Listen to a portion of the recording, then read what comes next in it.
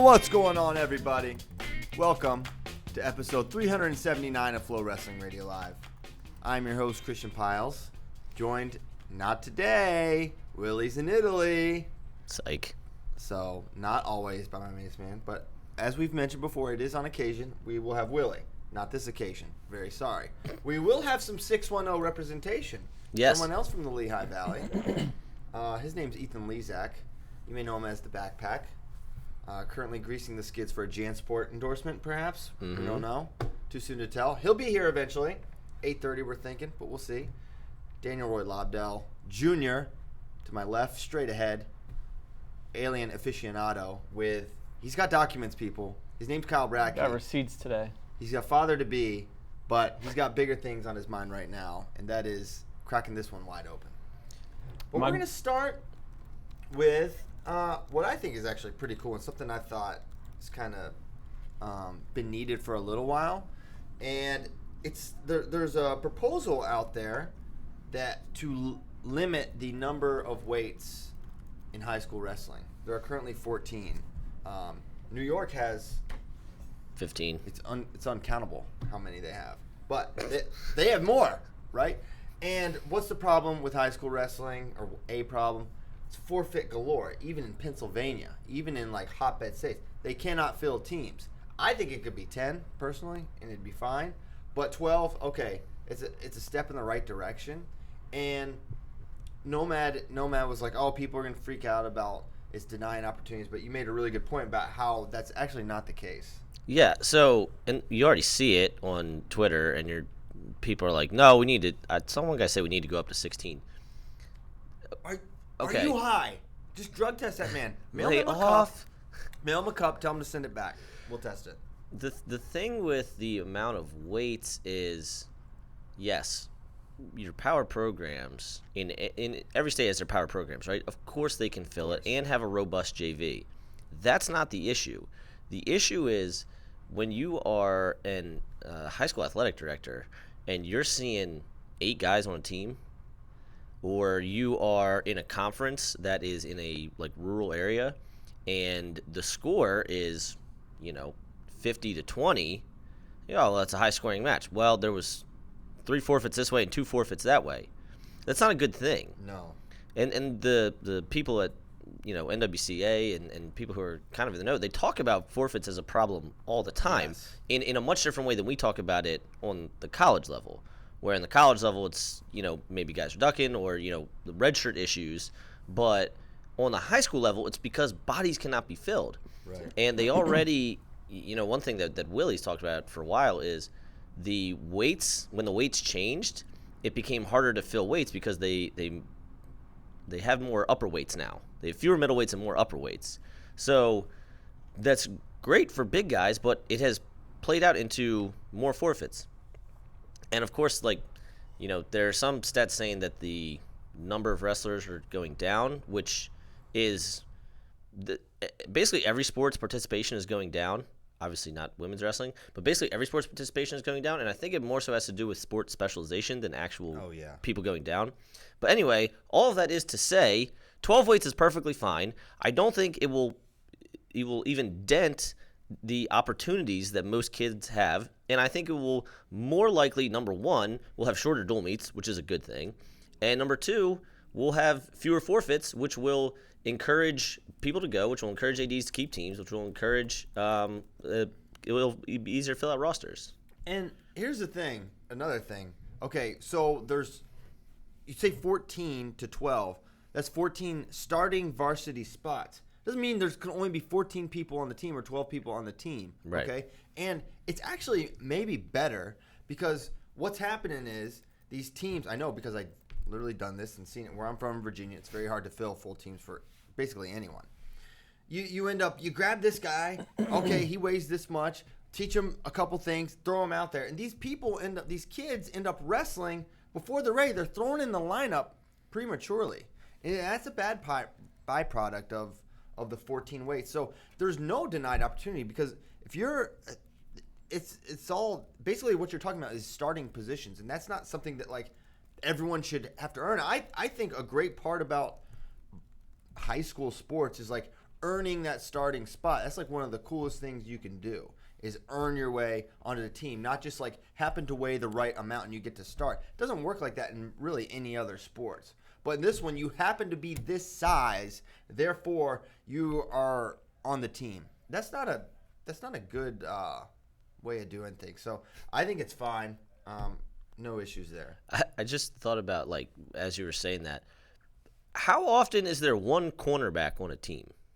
Like, there's one guy that plays defensive back. Was a shutdown corner, and no one talks about it. And it's garbage. So there's one cornerback that shows up. That's not how it works. But in wrestling, there'll be one 106-pounder or one, like, 195, exactly what CP just said. And it might even, and this will probably make Willie mad, it might even help parity a little bit or help competition level, because if there's fewer spots, that means that some teams won't be able to overload with talent like they do now, and some guys will transfer or end up going to different schools to start with because they'll be more likely to they'll have a starting spot as opposed to kind of sitting on the bench at a power program for 2 years. Now, of course, like if you want to go to power program, you're going to go to power program. But I think it will ultimately be a good thing for high school wrestling. Yeah, I do too. I'm right there with you. Okay. Bratke, your thoughts on 14 to 12? Sure. I think 12 is perfectly fine. It's not going to reduce opportunities. Would that have squeezed you out of a starting job in your freshman year? Depends what weights they get rid of. Yeah. But no, I don't believe it would have. Oh, he would have found a way in. Yeah. You find a way. That's Life right. finds a way, just like in Jurassic Park, right? Can we not do the thing, though, where the lightest weight is 9 pounds from the second lightest weight, like we had for years? Oh, what? 103, 112? Yeah. We went 103, 112, 119, and then the fives were in the middle and not at the beginning. So you thought it should have been like 103, 108? Yeah, or whatever. Because percentage-wise, you want the earlier weights to have fewer pounds between them. I don't know. Maybe that makes sense, but I like the 312 situation. Didn't bother me any. But, yeah, maybe. I don't know. That's the next thing. Like, what will the weights be? Where would they go? I don't know anything about that. But I think it's good. I hope it happens. And, yeah, 14 to 12. Did we get a timeline on any of this? No. I mean, maybe, but I didn't see it. Yeah, I did not see it either. I doubt it would be next year. Right. That would be a pretty quick turnaround. Right. It'd be like a multi-year rollout of. You can't just do this in 1 year. It's impossible. You could never just go from 14 to 12. Well, and then I wonder if there's going to be Michigan's like, nah, we're not doing. They still have 103, 112, 119, 125, so on and so forth. Yeah, they're like, we're not changing the weights. And PIAA's proposal did come out, I believe. PIAA is like, we might just go to 12. No matter what. Anyway, and if you go back and you listen to or watch the video that Spay and Willie did about where college programs should be started, they use a lot of data from high school participation numbers. And Pennsylvania as a state is losing 1% of their high school population every year, which is not just wrestlers. Just high school. Just high schoolers. Okay. So that's part of where this comes into play. Where are they going? There's people having fewer kids in Pennsylvania? Coming here, for one. What, to Austin, Texas? Well, to Texas generally, Colorado, Georgia. Okay. I don't know why we can hear them. That's a little loud. It's quite loud back there. Hey, Brian or Philip, I don't know, but if your comms are on, but we can hear you guys. Y'all are partying back there. Yeah, they're having a lot of good. Not listening. Rowdy good time. They're out. They don't care about going from 14 to 12 weights. Yeah, I'm convinced. The only thing that sucks about this conversation is CP and I are like pretty much in basically lockstep. Mm-hmm. So it doesn't create for super entertaining radio. Whereas Willie would be raising hell right now. He doesn't like it? Oh, he would absolutely be against it. I'm 100% certain. I don't know, man. Let's Kyle, maybe you just be Willie on this one. You guys are stupid. You don't know anything. I'm the smartest person here, the greatest mind in wrestling. Needs to stay at 14. Kids, stay at home. Don't go to prep schools. Blah, blah, blah. They're the devil. Copenhagen. Budweiser. Copenhagen. Budweiser. I'm out. Man, he's in Italy. Should I be concerned about a gout flare-up in Italy? Yes! An international gout flare-up? Yes. Listen, first of all, he's going to be eating all the pizza and the pasta in the world. Does that cause it to flare up? It can't help. Yeah, probably not. It's the red sauce, yeah. The red sauce and the wine. I'm sure he's going to be a big wine guy while he's there. There's probably no Bud Heavy in Sassari, Italy. Yeah, I'm gonna say wine is like water. Like that's your only option. There's no Bud Heavy option. Darn it. Hey, has anything happened at Sassari so far? Can we get a quick catch up? Well, we had one American wrestler who is in the finals, and honestly, the finals might be going on while we are in the show here because they were slated to start. The original, I knew this wasn't going to happen. The original schedule said it was going to be 5 hours, like for the whole thing, but the semis just ended. So like the finals are supposed to start now, but the semis just ended. Mm-hmm. So they haven't done the opening ceremony, and they haven't done the finals. Do we have any information on who might be leading the opening ceremonies? If there's like a dancing situation? Yeah, I think the Rockettes are there. Dang, they got the Rockettes? Mm-hmm. I knew that was in the works. All right, that's great. But Tracy Hancock, D'Angelo Hancock, is in the finals, and he locked up the 3 seed at the World Championship. So he could be the 3 seed, or if Kirill Milov of Bulgaria or Musa Evloev of Russia do not show up, he could be a top 2 seed. But this is the 4th medal that D'Angelo's had at a ranking series event. Well, 3 ranking series plus Pan Am. So he's having an awesome season. Check him out, Final X Lincoln, which will be his 7th event of the year, by the way. That seems like a lot for international wrestling. Kyle Dake hasn't wrestled this year. Right. And D'Angelo Hancock out here in the streets against Lucas Sheridan, who once pinned Jaden Cox. Okay, so Nasty headlock. It was lefty. So Final X is set. We're starting to get closer to setting our team on the international scene. Nomad, what's the word like with Russia, Iran? How are their teams shaping up on the men's freestyle side? So Russia, we were just looking at this yesterday. Their trials are July 4th through 8th in Sochi. So July 4th week, you can celebrate the great Russian festival of their national trials, which is always entertaining because there are assault rifles, bottles thrown on mats. What else? Brawls. One time, Buvasar was punching lots of people. That was 2012. Mm-hmm. Never forget. Was it 12? Well, I don't know. Yeah, about because that. it was Sargush Godoyev. Right. But what was the one where I think this was 08 where Satiev comes out and he just raises his brother's hand and is like, no, my brother wins. You might be right. Because they had the 2 giant columns or the 2 giant posters, whatever you want to call it. It was for Sargush and Satiev. It was 12. Yeah. It's like, no, this has to be the finals. It did. And so what happened was they made this giant, like Nomad described, like posters just hanging. They love these in international like 30-foot, 40-foot. Yes. Gigantic. Imagine the big green monster, but it's Dennis Sargush's face. That's basically what we had. Okay? And so they had this when the tournament started. Meanwhile, Anwar Godoyev is like, wait, I entered this. Am I allowed to beat these guys? Turns out he was not allowed. He really kind of did beat Sargush. Or Saitiev, actually. Yeah. I can't remember which one it was. I'm pretty sure it's Saitiev. Because I don't think he would have beaten Sargush at that point. But they said, no, you don't win. Oh, yeah, because that's why Buvasar would be involved because Adam. So, yeah, he raised his hand. There was a couple punches thrown. Russian scrambles and rides. FloWrestling was there. This was long before any of us were employed. Mm-hmm. Although, Bratke may have been an intern. I was in 2012. I got to Austin a little bit after they got back from Russian Nationals.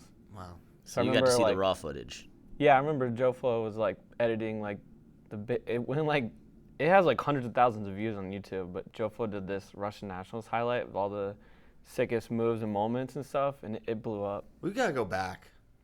We got to get back to Russian freaking Nationals. I wonder if they will be more, because at the time, they still kind of, my understanding is they kind of didn't want us, but we brought Tommy Jeans. We brought Tommy Jeans, but America wasn't good. Yeah. And, of course, we weren't like spies for America, but it's like, well, we can't allow the Americans in now. Well, sometimes we give coaches an entire hard drive full of Russian Nationals wrestling matches. So, does that make us spies? I don't think that makes us spies. I think why are you incriminating us on national TV? On national TV? Well, because I don't know how big our Russian audience is. But if it is big, it's big on Instagram. Anyway, so Russia's lineup, I'm kind of kind of worried about this year. Obviously, I think our team is going to be nails again. It's going to be a lot of the same guys. 57, Guev defending champ. 61, they got a hole. They might be sending this guy Idrisov, who I'm not sure of. 65, they're sending Chikayev to Euro Games, who I'm sure many of us know Chikayev from wrestling J.O. and Stieber and a bunch of our guys. And then they also have Rashidov, who's been two-time world silver. Where Bek Bulatov is? He doesn't ever make the team. He doesn't. So I count him out. But he's 65, right? Yeah. But he don't make team. 70, Russia's incredibly deep, and I mean they should be the favorite to win no matter who goes. 74, they obviously tell him Sabalov. 70 they got Gazi Magomedov, Evgeny Zherbayev, David Bayev, who beat Ryan Deacon in the Junior World Finals a couple years ago. Dave Bave, as we call him here, belovedly. Zhamalov, who is supposedly wrestling 74 this weekend at Sassari, which I'm going to get to another possible weight move. And then there's one more that I can't think off the top of my head. They have like 5 top 10 guys. Top 10-ish level guys. And Gazi's the defending champ. 74, they obviously have defending champ Sidakov, who beat Chamizo and Burroughs last year. 79. Should I be more scared of him than I am? Because I'm really like, Burroughs will beat him. Yeah, he's very hard to score on. Very hard to even get to his legs, like shoot on. Does not do anything spectacular. That's but what I'm 2-2 saying. wins are wins. I know, but like Godoyev, I was like, that dude's got some stuff. Right. I am freaking nervous. And Sargush, that guy's got. I'm like, I don't know. He also doesn't do it for me eyeball test wise. Yeah, and Godoyev, of course, is a brick S house. Yes. So like physically imposing. Sidakov's not. He's kind of lanky. 79. Gadji was hurt. He just had surgery, so I'm not sure what they're going to do. So, 61 to 79 are kind of question marks for him. 86, they're sending Krugliev to Euro Games. He's really good. And supposedly, so Vladislav Valiev, who you might remember from the debacle at 2017 Worlds where he won and time expired but ended up with getting a bronze medal. So he's registered at 86 for Sassari, when the Russian Wrestling Federation website came out with the lineup for this weekend, they said he's going up to 92, and their world rep from last year's there at 92, and that guy, Batirbek Sakulev, was the only guy. Russia had 10 guys, 10 weights. Sakulev was the only one that didn't wrestle for a medal. Dang. And in Russia, they have very thin patience. Like if you don't wrestle for a medal, you kind of wasted your opportunity.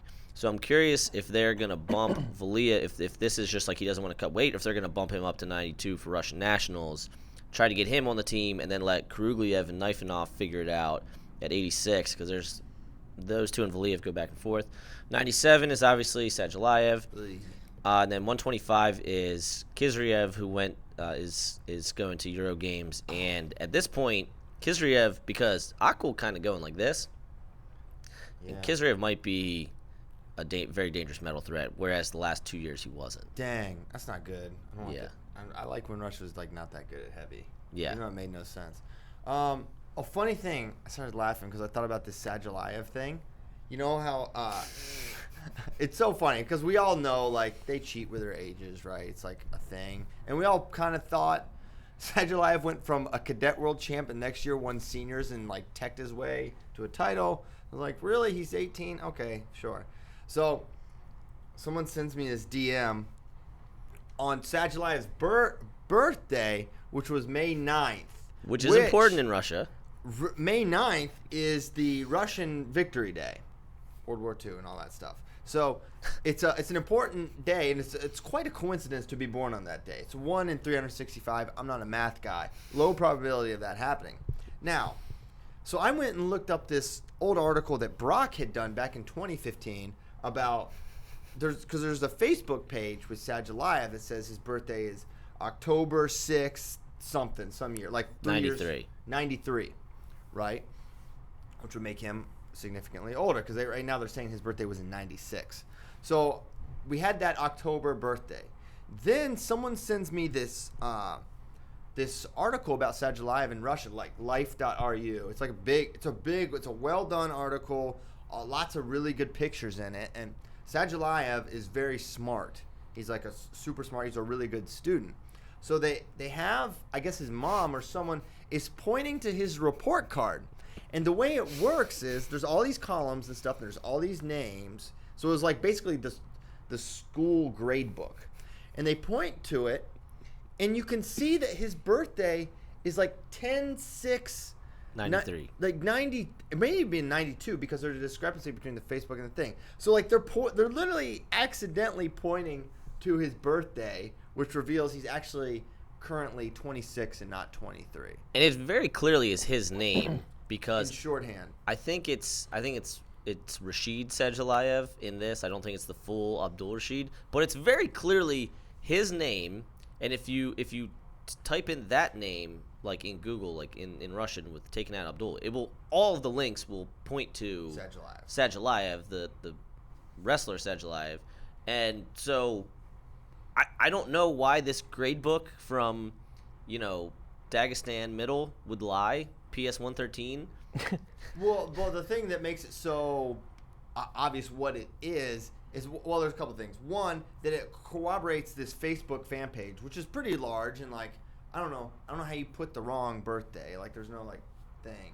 And then the fact that his fake birthday, why would you not just say, if they said his birthday was 10/6/96 or whatever, be like, okay, years stuff, because like discrepancies, Russia documentation. But it's so obvious that they just, he will be a Russian hero, and his birthday will be on Russian Victory Day. It was a great brand move. And you to that point, you get it because so he was born in Surab, which if you look up on Google Earth it's literally a village, right? It's in a mountain. There's probably 30 buildings there, and so there is a possibility that his documentation isn't there, as Christian was just saying. Mm-hmm. But when you put all the pieces together of Russia, which somebody once told me that they had a conversation with one of the Russians in, I think, the Indian Pro League, which means it might be Vinay, and it was basically like, just +3 everyone. Oh, yeah. +3 Gadisov, +3 Kurbanaliyev, +3 on down the line. Yeah. Which would make sense because May 9th, 96 versus October 6th, 93, +3. And you go, well, what's the big deal now that he's on the senior level? The big deal is that his shelf life is now, his career is now shorter. Yeah, absolutely. And if you were thinking, wow, he's 23, he could really 7 more amazing years probably, and then maybe beyond that. But now if he's 26 now, how old are you, Kyle? I'll be 27 next week. Wow, and I'm not gonna tell him, but Kyle's lost a step. I'm gonna say. I don't think so, man. I've been peaking on Spikeball Court. That's true. You guys know, man. Kyle has some mind-blowing plays. All right, so that's Russia. That's exciting. Any just globally interesting weight changes or anything going on? Like Aliyev, is he staying? Yeah, Aliev's staying at 65. So it was kind of with the same-day weigh-ins, a lot of those guys changed weights last year. And you'll even see, freaking Franklin Gomez, now he wasn't 60, up till last year, but like he's up to 74 now on same-day weigh-ins. Yes. So a lot of those. The dang creamery. Yeah. It's freaking creamery. So a lot of those guys changed weights last year and are now, like Kinchigishvili's now 65 full-time, because again, we went from day before weigh-ins, like 14-hour weigh-ins, to 2 hours. Same day, 2 hour. So 2-day weigh-ins, 2-hour weigh-ins. So I don't think there's going to be a whole lot of movement this year, which is kind of surprising because in 2015, well, here's what it is. The smaller countries will not send non-Olympic weights. Like, I bet Cuba doesn't have anybody non-Olympic weights because they only want to fund those. So the brackets will be smaller, but the competition will probably be better than it was in 2015 in terms of the non-Olympic weights. Okay. Because you remember 61-70 were sparse talent-wise. But I don't think it'll be quite as bad this year. Okay. Could be good for us because we're going to send our best guy for sure. And so, CP and I were talking about kind of going forward right after Final X. So with Russian Nationals, July 4th through 8th, and then the last ranking series event, the Yasserdoyu, on the following weekend. I believe it starts the 12th maybe. And we're going to be sending some guys to that, right? Yes. Cool. So by the middle of July, everything will be set. We'll know all the seeds. We'll know Russia's team. We'll obviously know our team, probably, through Final X. So the whole table will be set, and then we have approximately 2 months to get you guys up to speed before Worlds. Which we will do. We'll do with amazing efficiency and accuracy.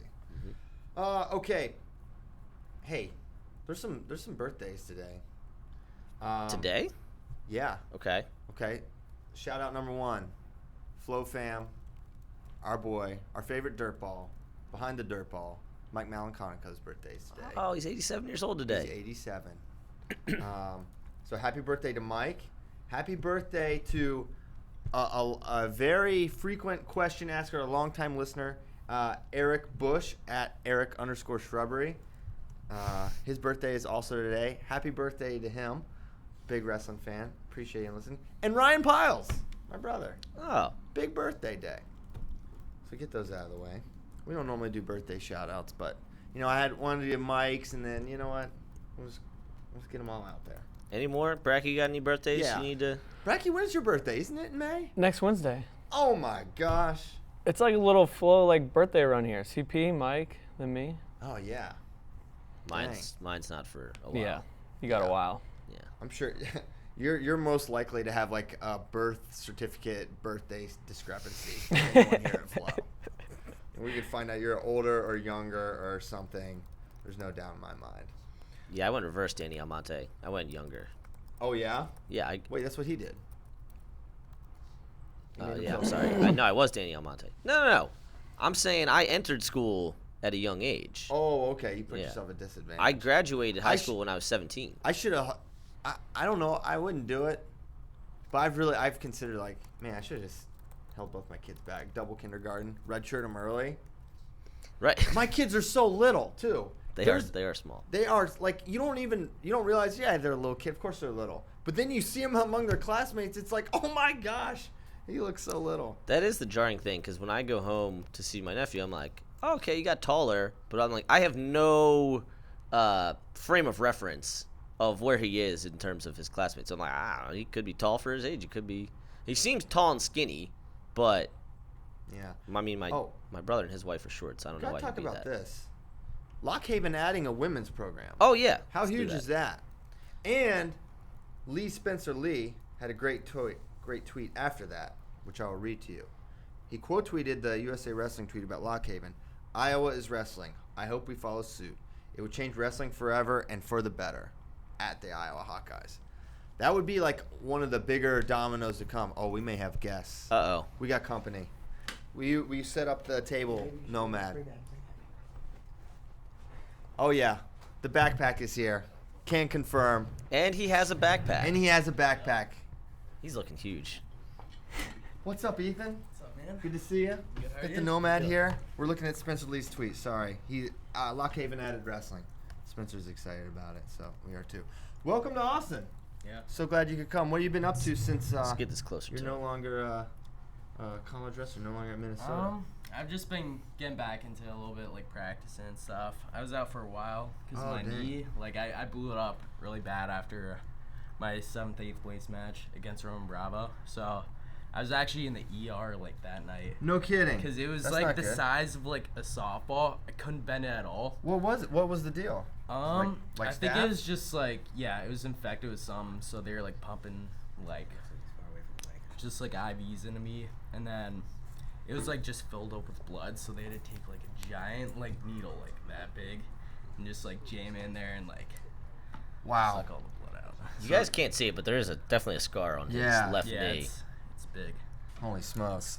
So you're now at the Pin RTC, Yeah. right? So talk about that move and what's kind of your next steps here. I'm just really excited to get to work with Slay. I mean, he's a great coach. He knows a lot, and he was actually one of my coaches when I was on the world team. Oh yeah. Him and forget his name. But yeah, he was one of my coaches, so I've gotten to work with him quite a bit, and I came in over the summer last year, and I was wrestling with my brother, so got to work with him. He showed me some stuff and learned a lot, and excited to move forward and get Philly wrestling, Yeah. you know. Kind of back a there. little closer to home. That's got to be nice as well. Yeah. So, you finished your career at Minnesota, 3-time All-American, awesome career. Any particular highlights or things you're going to miss about college wrestling, or any particular matches you're like, man, that was like one of my favorites ever? I think just being able to backpack guys. I'm gonna miss that, but I mean, I got my high gut now, which Oh, really? is like Is that- my is that- high gut's the new top thing. Because for me I in was freestyle. noticing, a lot of really good top folk style guys, it doesn't always immediately translate. Like Zane Rutherford had like 38 hours of riding time his senior year, but he's like not really turning guys at a super high level. But you think it's gonna translate well for you? Yeah, I think that's like what I originally based like my turns off of. I kind of like in freestyle, like I first started doing like high guts, and then I kind of switched from the high gut to like the backpack and folk style. So it was like, I think that'll like help a Nice. lot. Yeah. Will you try to choose top in the second period? I mean, I wish I could. You're just gonna try to get guys in force parterre and get on top. Well, that's awesome, man. That's cool. I forgot that he was on the world team. Mm-hmm. So 2013, 50 kilos. Classic. So of course, everybody makes a joke about your weight. When was the last time? Was that the last time you saw 50? Because I'm assuming it's the last time you're going to see 133 for a while. Was this year too? Oh yeah. What's your international weight? Sorry to interrupt. I'm probably between like 61, 65, depending. Nice. But I'll probably end up going 61, I think. Nice. I was like around like high 40s, low 50s like last week, so Okay. not too big. That's not bad. I was a lot bigger last year after 25. So We saw you at Who's Number One that October. We were like, dang. Yeah. Yeah, never going to be at 25 again. Or no, it was Final X, I think. yeah, Is that right? yeah, because I was wrestling with Sanders. That's right. Going with them. Yeah. Well, that's great. So, graduated from Minnesota. What was it like being a part of that program? I think just the atmosphere with the coaches and wrestlers, like we were all really close this year. I feel like even some of the new guys come in, like Sean Russell and Gable, like we were all just, we all kind of felt like brothers. And when we went out there, like we didn't just wrestle for ourselves, we wrestled like for our teammates and stuff. And I think that strong bond we had is what made us wrestle so well, like at nationals and just throughout the year. So That's awesome. Yeah. And how did you develop your style on top? You were good on top my first memories were when you got your redshirt pulled as a true freshman, and I was like, whoa, this guy's really tough from the top position. So obviously it was something you had probably coming into Minnesota. But how did you get and develop your style? Because it's really unique. Yeah, well, originally, Jay, like, when my first year here, like, he had us do, like, hour-long goes. So just, like, a straight hour. Mm-hmm. So, like, it might take me, like, a couple minutes to get a takedown, and that'd be on top for, like, 50 to 55 minutes. So I just had all that time to work on and just play in different positions and stuff. So I just, over time, like, I just figured it out. Who was your poor drill partner? Yeah. They'd switch up every day. Oh Like, my it wouldn't be the gosh. same guy, because that'd be rough. Just every single day, like, on bottom, 50 minutes. Oh my word. That's awesome. I wanna talk about, you were known for whatever we call it peaking, but your regular season results, it seemed like they never affected you at the national tournament, where you would get beat by a guy. I especially think of like the NATO match, and then you're much closer with him, or you'd be seated, low and then overperform. Where did that come from? Was that part of, coming up to the Minnesota program? Was that something you had even when you were younger? I think that's just kind of like me. Like whenever I get to nationals, you kind of just like, get that feeling. You're like looking throughout the arena, just taking it all in, and I think that helps a lot. And I just know, like, when I wrestle someone this season, like, I'm gonna progress throughout the season. I make a lot, like, adjustments pretty well, I think, just from wrestling a guy the first time to, like, the second, third, and I try and always, like, get a little bit closer every time I wrestle him. And I think just not focusing on like the wins and losses, and just like knowing that all you can really do when you go out there is just do your best and just put it all out there on the mat. And if you do that, you can't really be upset with your results. And I think every year at Nationals, that's what I end up doing. And, you know, I'm pretty proud of how I finished all 3 years. Yeah, for sure. A lot of people say that, though. Like, a lot of people say what Ethan just said, but he actually was able to do it, which, that to me, very impressive. Yeah. So, what you got planned today? Has Bader clued you in on, like, what you're going to be up to today here at Flo? Yeah, doing this. I got to do some techniques, some top stuff, show some of that. Some, like, videos. Nice. I'm sure Bader's got stories. That little backpack skit this afternoon. Oh, backpacks. Now, has JanSport reached out about a potential endorsement? Or are you in talks? Maybe you can't disclose that. Yeah, we're all right. We're still discussing. All right, good. Well, make sure you get what you're worth there. Double strap it. Well, man, it's awesome having you in town. Really pumped you could swing by and stop in on the show. You got anything else before we let Bader take you on? No, that's pretty much it. Sweet. Well, you were always one of our favorites, Ethan. We love watching you wrestle. Had some of the most exciting matches. That Piccininni match still sticks out to me as like an amazing one. That's gonna be one of my all-time favorites. That was crazy. Me and Bratke were in the building for that one. Oh man, that was a good one. I bet it wasn't super loud. Yeah, it got quiet pretty quick. It was pretty crazy, that match. Like, I was the second last match, and I'm like just waiting on deck, and no one on my teams was like won yet. So I was like, oh crap. Oh, like, is that right? Yeah, like we would have been shut out if I didn't pull that off. So they were like it was like 7-0 or 8-0, like I was losing to them, and I was just looking at Sanders. I was like, all right, I gotta turn it around or do something.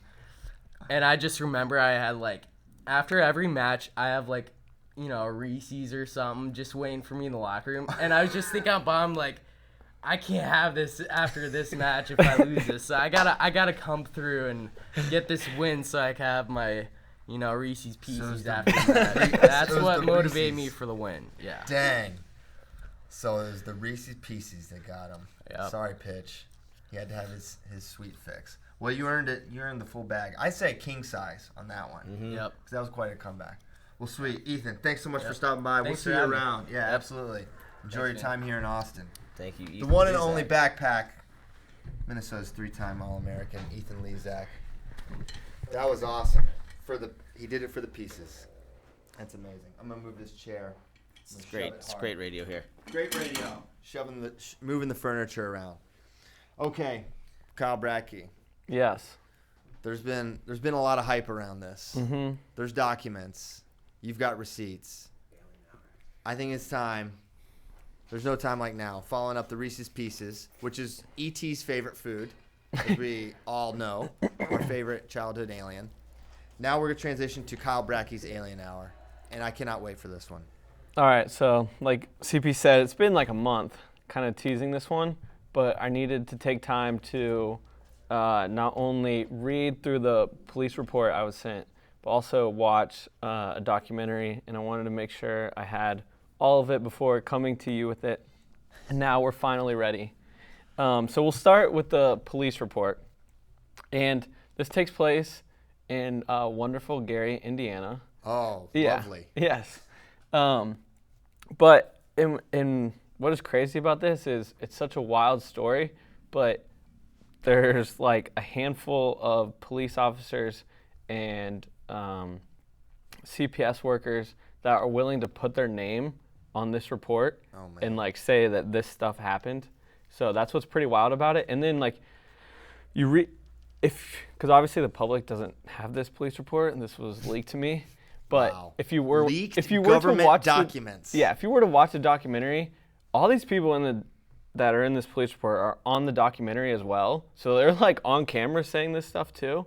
But I don't know. You never really know with people how much they could be exaggerating and everything. But it literally all matches up. And the police report was done before the documentary, so it's pretty crazy. Take us to Gary. Yeah, so we'll go to Gary. This is April 27th, 2012. a couple, I don't want to say their names, a couple police officers were dispatched to a house to help a CPS worker do a just like home walkthrough.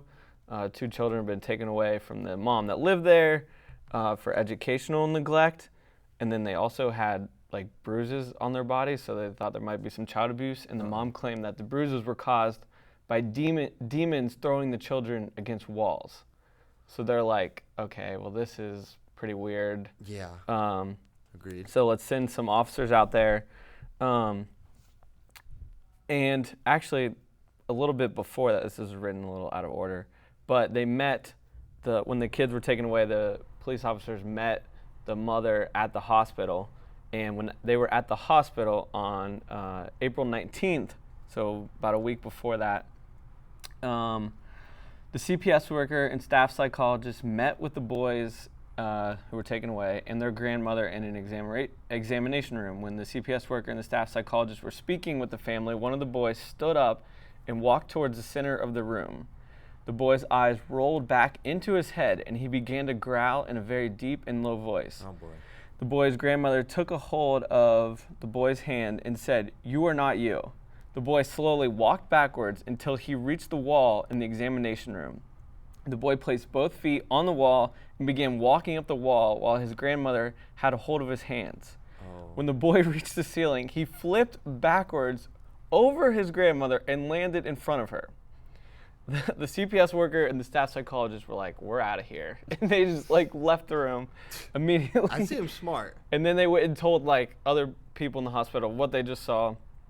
A doctor runs in the room and tells the boy to do that again. And he replies he didn't do anything. And it was like he was back to himself. The boy was back. Yeah. He had no idea what he had just done. So he was then that possessed. led, This is a clear case of demon possession. yeah, that led the officers then to go do the home visit with the CPS worker that was Yeah, there you're gonna at wanna the check that hospital. So they meet the mother at the house, and she refuses to go in. She's like, "No, I'm done with that house. I'm not going in." And so she's like, "You guys go in on your own." So they go in and they audio recorded all of it, and they took pictures, a bunch of pictures. And one of the craziest things is they take a picture in the basement. The basement was finished, like it was cement floor, except an area underneath the stairs was like a little square that was dirt. So that area of the house wasn't finished. There was just this dirt section there. Sorry, I'm trying to find the place here. Oh, so they took a photograph of the basement stairs, and they didn't realize this until after they got the pictures developed and everything, but the photograph shows a white cloud-like image in the upper right-hand corner of the photograph, just behind the third step leading up from the basement. The lower half of the image is cut off by the third step. It appears the image is just behind the third step in the photograph. When the image is enlarged, it resembles a face. Oh, no. So that is literally from the police officers and the picture that they took. This isn't some weirdo on Ghost Hunters. No. This is like a squared away cop. Yes. That's like, that's a face in Yeah. the picture. Can we, In addition to all the stuff we just mentioned. yeah, in Yeah. addition to the wall walking and grandma and this whole situation with the voice. Yep. Okay, so this is a mounting evidence of some bad stuff going on. Yep. So then there is a second image that was discovered just slightly to the left of the white cloud-like image in the photograph. The second image is green in color, and it appears to be a female. Several attempts to explain these images were unsuccessful. They go on to explain that they went back and looked at the stairs to see if there was any discoloration or something had been spilled on the stairs, and there wasn't. There's nothing on the wall behind the stairs that would lead to it showing up as a different color in the picture, or there's not photos or anything hanging on the wall behind the stairs. Then several days later, the lieutenant was doing his report and was listening back to the audio that they were recording the whole time in the house, and it says the lieutenant and captain are clearly heard on the recording. A third unknown voice is present in the audio recording, though. The unknown voice whispers, "Hey," into the digital voice recorder. The unknown voice was recorded using Olympus digital voice recorder. So that he uses this, goes on to say he uses this all the time to record statements, telephone conversations. The device has never malfunctioned, done anything like this before. Yeah. So then a few days later, the police officers speak with a priest. I don't want to say his name. But he's a church there outside, the pastor of a church outside Gary. And he says that about a week prior, he'd stayed at the residence for about 4 hours while speaking with the mother and the mother's sister. And while he was there, the bathroom light began to flicker on and off while they were sitting in the living room. And anytime he would walk into the room, it would stop. It would just stay on. But as soon as he would step out, it would start doing it again. He also witnessed just water just run down blinds of windows. And there was nothing above it or anything that could cause this water to run down the windows. This is bad. Yeah, it's not good. So then in May... This house has got to go. Yeah, in early May, they're dispatched there again. This time they took a canine to walk through the house. He didn't detect anything. But they found more water, again, coming from the blinds. And then this time, to actually, so they dry it, and then they shut the door and sealed the door. And then they did other stuff around the house. And then a half hour later, they came back, and the water was back. So they were, trying to, And there's no way, right. Nothing the water could have been coming right. from. So they were trying to just eliminate all possibilities that it could be anything. So, let's see here. So what do they do with these people in the house? And then, a lot of the people that would go into the house, the one CPS worker, and there's a picture of this in the documentary, but she, touched a cabinet, and then, her hand that she touched the cabinet with started, going numb, and it swelled up. And, in the picture, you can see it's just, blood red, and it's bigger than it should be. So people would they get headaches. They just feel awful whenever they would go into this house. And so that's kind of the gist of the police report. They kind of go through all the stuff that I was talking about. And then watching the documentary, it's pretty crazy. So this guy named Zach Baggins heard about this house because I didn't hear about it at the time, but it made kind of national news because this mother was claiming all this stuff. Yeah. And this Zach Baggins guy, he's the guy that does Ghost Adventures on the Travel Channel. He heard about this house. Nomad interned on Ghost Adventures. Oh, yeah? Yeah. So he heard about this house, and he buys it. He bought it? Yeah. Oh, my gosh. He buys it. He's like, I'm going to figure out what's going on here. And so he obviously has a film crew because of Ghost Adventures, and he takes the crew there to Gary, and they interview all these people that are mentioned in the police report. So there's literally, one of the police officers in this report is a chief of police. There's another lieutenant and another captain. So they're pretty high up. Yeah. And they interview both CPS workers that are involved. And they don't actually talk to the family. The family didn't want to be a part of it. But so he buys the house. He talks to all these people. They walk him through all this stuff. And crew members start, feeling awful. One of them quits. Just leaves. Oh boy. He's like, I don't like the way I felt in that house. It was making me feel like crap. Another one went off the deep end, and they literally had to fire him there because he was acting so off the wall. And then I would never have done this, even if there is nothing with the house. It just would scare the crap out of me. He literally locked himself in the house for 24 hours. Oh my gosh. He had them put boards over the windows, doors, and exits, so he couldn't get out, and he was the only person in there. And then he just filmed it, and he has all these recordings of stuff happening in the house that night. And then you said that house had to go. He tore it down. He was like, "No, this house needs to go." Oh my word! So the theory is that the dirt that was in the basement, because that's where everything kind of seemed to center out of, was the basement. And the family that lived there, because that's where they started to experience stuff. They literally put a Bible downstairs and was opened, I think Psalm 22 it said, and they just had it down there at all times. But everything seemed to center from the basement, and they think that the dirt there was some kind of portal almost. Portal to where? Hell. But no, so another interesting thing I didn't mention from their police report is they actually dug in that dirt a little bit because they were like, what the heck is this? And they went about 3 feet down and they found a couple like clip-on like women's fingernails, some child's toys, and women's underwear. Oh boy. So yeah, pretty weird stuff. But highly encourage you to check out the documentary. It's called Demon House. You can watch it on YouTube. It's with that Zach Baggins guy. That talks to literally all these. Did he talk about his night staying there? Yeah. Oh yeah. He has video from all that.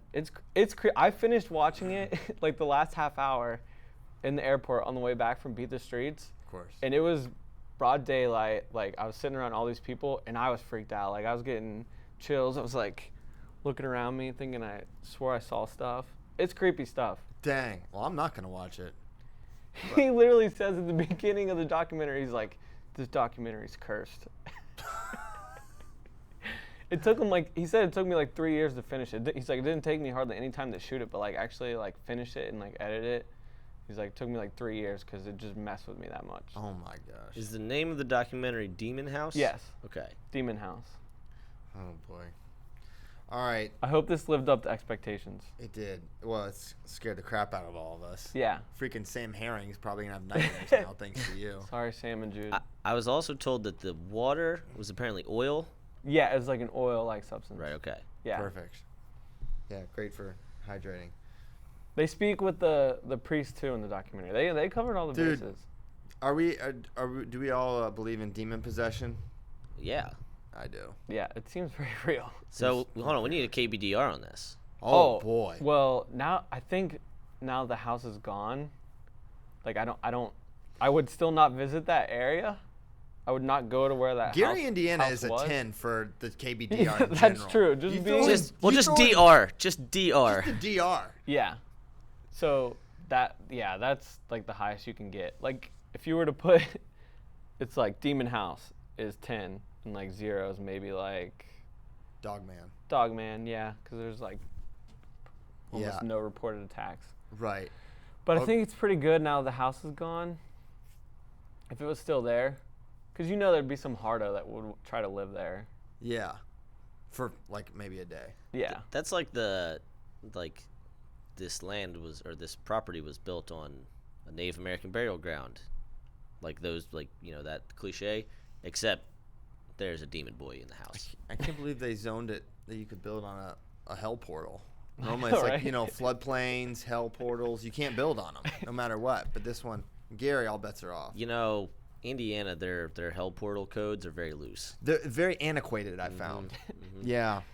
Maybe. It's really easy to get a license to build on a hell portal. Just like, you know how in Austin you can get beer anyway, right? Liquor license is like a joke to get. like a Just joke. like comes with the building.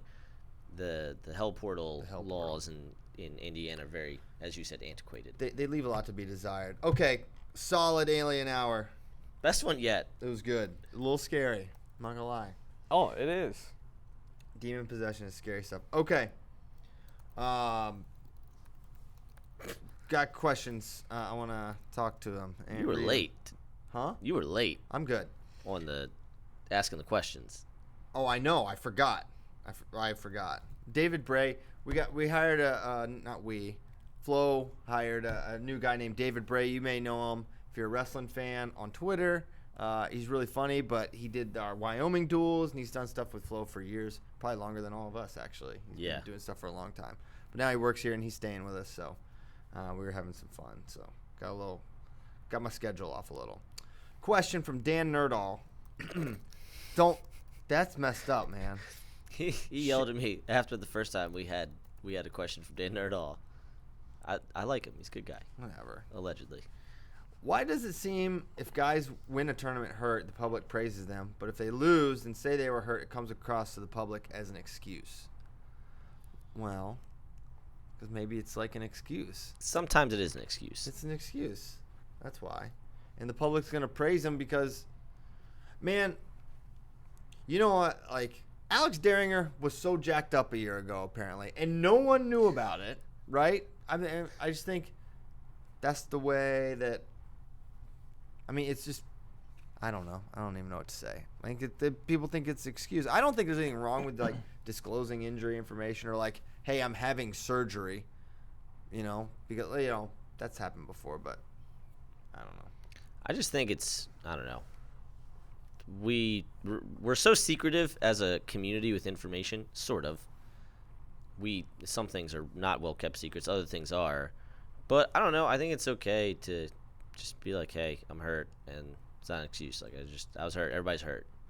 All right. This is my favorite question, and I want to do it now because I don't want to wait for our lives to be over. Okay, Anthony T. Rank the final X matchups in order of which you're most confident of the winner to the least. This question includes current injury status, i.e., DT, and maybe potentially, probably, definitely Dake.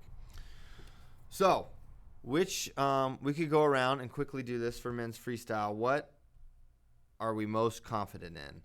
I believe that Kyle Snyder over Kyvan Gadsden is the number one most likely thing to happen.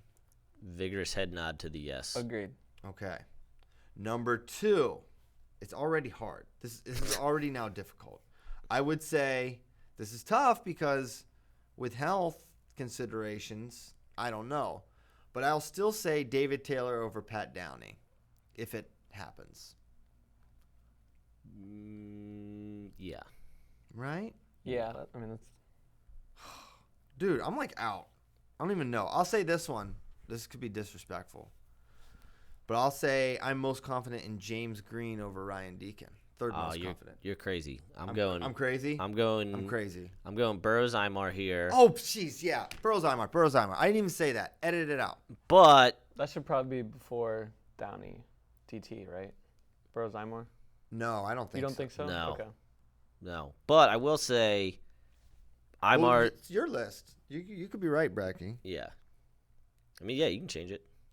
Anyway, but I'm going to say I think Imar's a different guy this year, and we're probably going to end up doing some content about it. But, well, I still think it's all Burroughs, but I don't think it'll be as much of a mismatch as it was last year, and I think just Imar in general going forward is going to be more of a thing. Even still, you say mismatch. I'm pretty sure Burroughs was Imar yeah. was within a takedown to win the match. It was 4-1 in the first one, and then, well, the thing was he got a lace in the second one. Okay, maybe I'm misremembering. Jordan Burroughs frequently, I'd like to actually do an article on this. Jordan Burroughs frequently, match 1 is a little closer. Match 2, he steamrolls people. He figures stuff out. Now, the caveat there is the 2013, I think it was 2013 Dake second match. Yeah. Okay. And, of course, the 2017 Dake match. All right, you know what? I'll figure it out later. Well, yeah. Don't hold him to it. Number 3, 4 for me. I'll say now Green over Deacon. What would be yours? I don't know what to make. There's a few I don't know what to make of. I don't know what to make of Cologne Graf. With Tyler Graf match to match, you're crazy. I'll tell you what mine is. Tell me. Jaden Cox over Bo Nickel. Oh, boy. That is bold, sir. That is bold. We talked a couple episodes back about people not putting respect on Jaden's name, and I'm going to put some respect on Jaden's name. I don't think backing this up to like 8 or 9 on the list is disrespecting Jaden Cox. Saying he can't beat Bo Nickel would be disrespectful, but like we're power ranking confidence. No, I know. I'm that confident that Jaden's going to beat Bo. Wow. Okay. All right, Kyle Bratke, get involved here. What do you think? I don't feel that confident in that one. Yeah. I would maybe. I'm supremely confident in Yanni. Yeah, that's my next one. That's my next one. Yanni over Zane. I know Zane's really good, but it's Yanni. I know I said that a lot in folk style season, but I feel like that with every match he ever wrestles. He's kind of magical. The one thing that gives me a little pause is the Penn State thing. Right. Like, Kale Cody Casey, really good. They can focus for a month basically on this one dude. But what do you focus on? Okay, coaches, what are you focusing on now that you've got Yanni Diakomahalis? Finishing leg attacks? Maybe it's that, but I don't know. There's because I guess the reason I'm saying this is Yanni is like so multifaceted. Like there's not a problem you can solve. It's like, okay, I'll take away Jaden's single leg. All right, well maybe. But there's not like a thing with Yanni. Like, what's his thing? His thing is just Stop his wrestling in totality. Stop his wrestling in totality thing. Which maybe there's, if anyone could figure it out, it's those dudes. But I just think it's gonna be tough. Hold on, because I wanna maybe put these out on Twitter. Okay, so far, CP, you have gone Snyder. Mm-hmm. Are you sticking with Taylor as your? Yeah. Okay. Downey's gonna yell at me. Taylor Bird, look, he can yell out. He can yell. He's gonna wear the black hat this whole time. He's gonna be the underdog. He's gonna be the villain, and he's gonna love every second of it. Yeah. I know. All right, so Snyder, Taylor, Burrows, Green, Yanni. Yanni. Okay, so we're halfway through for you, and then Bratke, you're going Snyder, Burrows. Yeah. Snyder, Burrows, Taylor. Yeah. And then who's your 4? Is your 4 Yanni?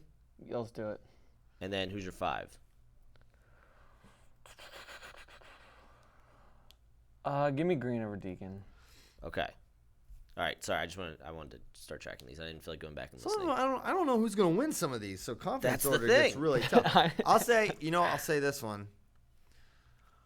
Dayton over Gilman. Give me that one next. Okay. I have Gwiz over Gable next. And that's what I'll go with too. No, man. I don't know about all that. I'm about to get yelled at again. Everyone's just gonna yell at me. Okay. Well, first of all, We're just gonna get yelled at. we're into level 6, which is That sounds kind like a of hell not, portal. Yeah, which is kind of not that confident. Yeah. And I'll even Well, I describe kind of don't know percentages if to I'm this. gonna pick Quiz. That's fine. You're not required to. I know that. I know. I'm picking. I'm not picking it yet, but. All right. So my next one, I'll say Cologne over Graf. Because Okay. Cologne. Because Cologne. No, yeah. I'll take Cologne over Graf. So my number 7 is James Green over Ryan Deacon. Okay. Bratke. Let me look at Lincoln. It's hard. I'll do Cologne Graph. Okay. The Dake Ringer one's really tough. Mm-hmm. I Just don't to pick the winner. You I mean, don't right? know who to pick. Right. So I don't know who to pick with that one. I don't know who to pick with Gwiz. Next one, I'll take Jaden over Bo.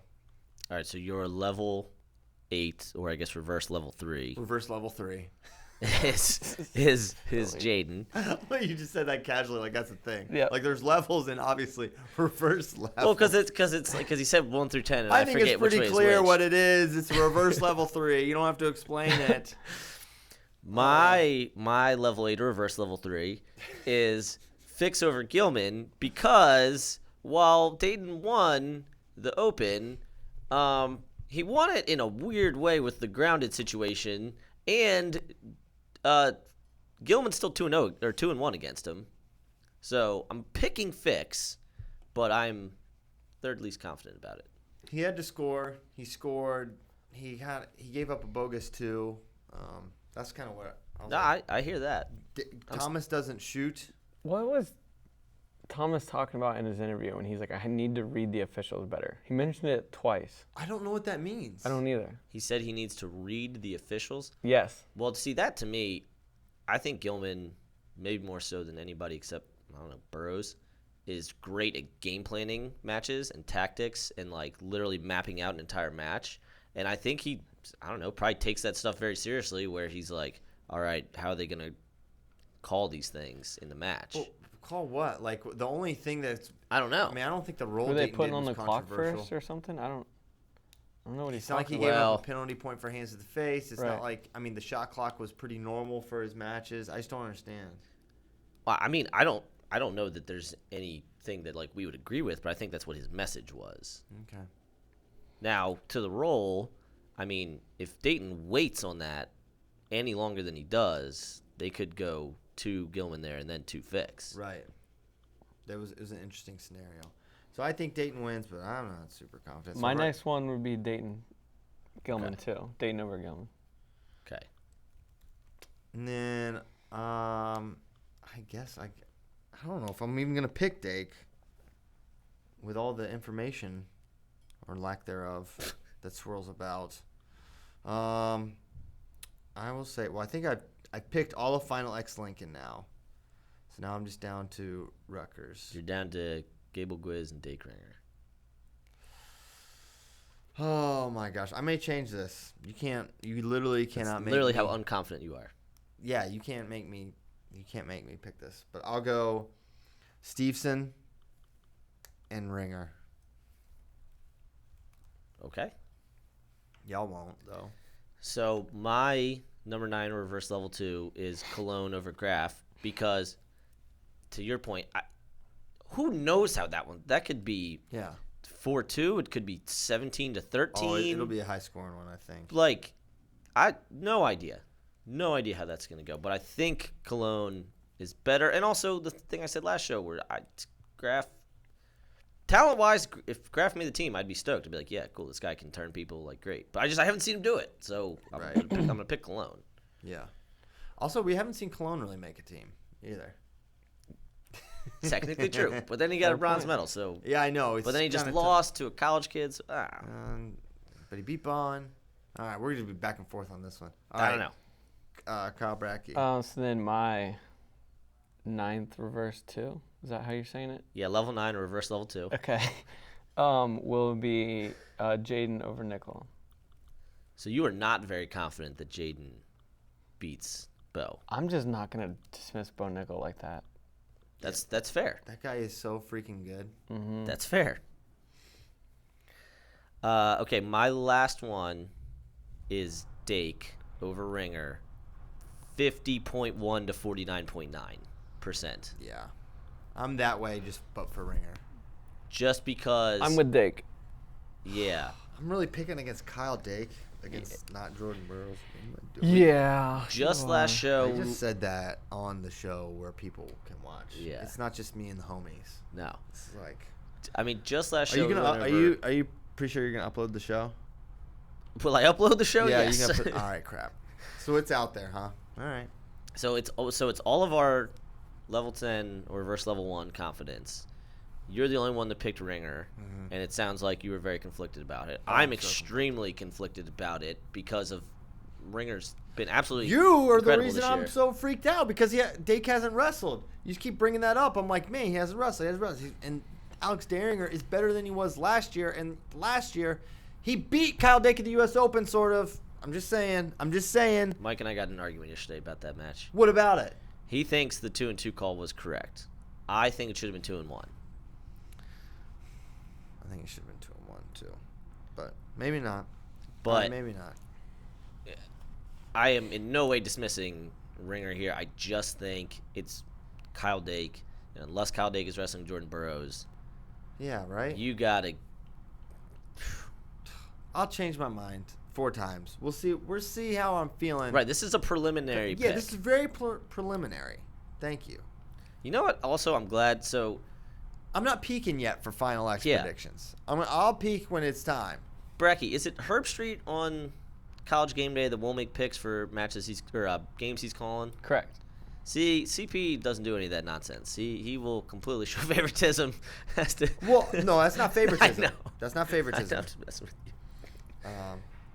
That is not favoritism. I don't think ESPN lets him. I'm sure he wouldn't Oh mind. yeah, they probably don't let him. Yeah, I'm sure he wouldn't mind making a pick. I like if you make. I don't know. I just don't see any problem with being like, I think this team will win. However, I will call it completely neutrally. Yeah, Like, if he's calling an Ohio State game, I bet in his head he wants Ohio State to win because he went there. sure. Like, you can't turn off biases and subjectivity. All right. Next question. We did that. That was quite a question. That was great. Yeah, it's great, right? Anytime I feel internal pain, I know it was a great question. Indiana Matt, rank the Flow personalities by how long it would take Brayton Lee to gas them. Well, Willie would gas first, Spay second. Yep. I'm wondering if Spay would guess before Willie. Oh, okay. He might. No way. He got one spike ball game in him. No, true. I played 2 with him. We didn't win, but he did not show signs of fatigue. I Alright, so played 3 Willie- with him, and he shows signs of fatigue. But I think he lasts longer than Willie. I do. Right. Yeah. Then it gets tougher. I would go me next, but I don't know if I would Yeah. even. I don't know if I would even gas because he wouldn't be down 8-0. Well, it's just. But I would go me next. I just be like, God, this No, he's sucks. just gonna be taking you down and letting you up, and who's like gonna be the first one to be? You're just like falling down. like You're this. just, like, This laying is there. awful. Who wants to deal with this? Like to the point where you just stop getting up. Then I'll throw myself next. So I'm gonna kind of go back to the front. I think Mike Mal then Bader would be the 1-2. I'm saying Bader at the top, I don't know. Mike does not get tired wrestling, and he like does it more but than Bader does actual cardio. I know what you're saying. That's true. I know what you're how saying often about does Mike. Bader do actual cardio? He literally Just 'cause left the he office one day this week to go run. So maybe he's trying to be living his Seems best like life. he's starting again. Yes, he's starting again. But Mike he stays training. Sure. So I'm going Mike Bader. Sure. Though Bader could do it. Bader has the VO2 max capacity that I think would maybe beat Mike. And then it's some combination of me, Bratke. I'll say Bratke would be third, and then me, and then Holmes somewhere in there. Holmes is those muscles need a lot of blood. Gas tank's a mystery. Yeah, it's a total mystery, and I've seen a lot of jack guys get tired very quickly. Mm-hmm. So Now, that's usually when they're going up in weight. Ryan's been at that weight for a while. no, the Thomasites were so jacked and got so tired. Okay, so that's how we did it. What other questions should we look at? We talked about Lockhaven Ed and Women's. That's awesome. I don't know if there's anything to circle back on that because Ethan came in and we needed to talk to him. Oh, Willie's listening. Oh, what's he got to say? He tweeted, he goes, that's not how you pronounce the plural of biases, 1. And 2, no one gasses from playing spike ball. That's not true. That is absolutely true. I have witnessed it. Yep. First of all, Willie knows overwhelmingly that when I mispronounce things or use words like explosivity instead of explosiveness, it is tongue-in-cheek.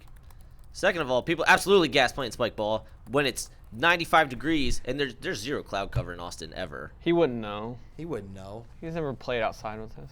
He actually has in the back at the old HQ, but he never really. Oh, played. yeah, that's right. But we it didn't was even like, know how to play then. Yeah. We didn't even know the rules.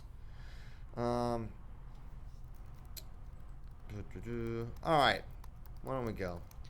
I want to answer one because, and I don't think, I'm not going to say the person who asked this question is stupid because I think he's very smart. But a lot of people have been asking this question, and I feel like they're asking it in a stupid way, and I get annoyed with it. Okay. Eric Casey, you're not stupid. Are there any avenues for Yanni Gable to make the U23 team if they don't wrestle at Akron and lose at Final X? And this has also been co-opted with, can they go juniors? Mm-hmm. No. Go on themat.com, look up team selection criteria, and just start reading. It will help you educate yourself on the World Team Trials process for every style, every age level. If you do not wrestle in Akron, there's no special wrestle-off stuff.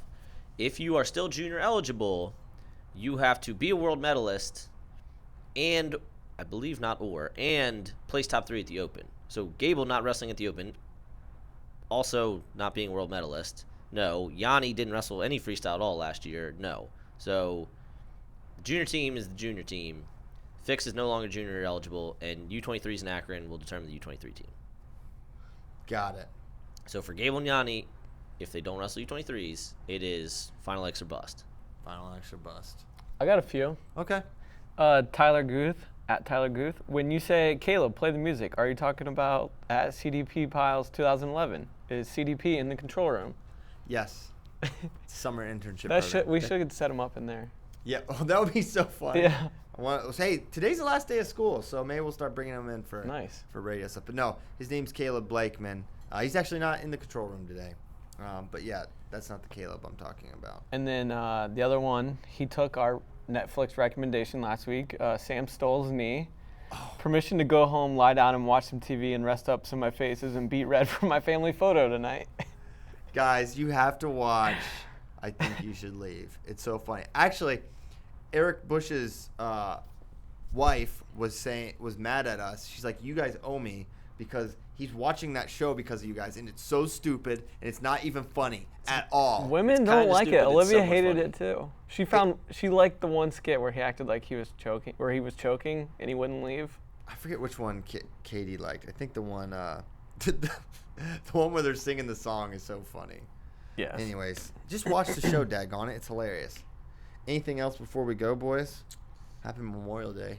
No, for those of you watching live, they're on 63 kilos right now in the finals, so it'll be a few more matches before Janjo Hancock's coming up. We got Mallory Velty and Tamara Mensah-Stock going tomorrow, and then a whole bunch of awesome foreigners going on Saturday for men's freestyle. Everyone have a safe Memorial Day weekend, because I know there's some adult beverages consumed.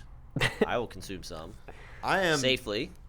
Hey, do you guys want to do the Murph challenge on Memorial Day? I don't know what that is. I don't. Okay. No, I don't want That to sounds die. like I'm not sounds like ready a college to do. thing. No, it's No, not a it's- college A little thing. dizzy bad situation. Nope, it's definitely not that. It's so in honor of this guy, if you've seen Lone Survivor, hero Murphy dies, gets posthumously awarded the Medal of Honor. Anyways, Navy SEALs are awesome. They do crazy workouts. So this guy did one that he called body armor, where he would wear a weighted vest. I won't be doing this portion. Run a mile, 300 squats, 100 push-ups, 200 push-ups, 100 pull-ups, and then run a mile. It's really, really hard. Apparently, I've never With the done weighted it. vest on the whole time. With a weighted vest on the whole time. Oh my. Anyways, it's like a Memorial Day tradition. So I'm doing it. David Bray's doing it.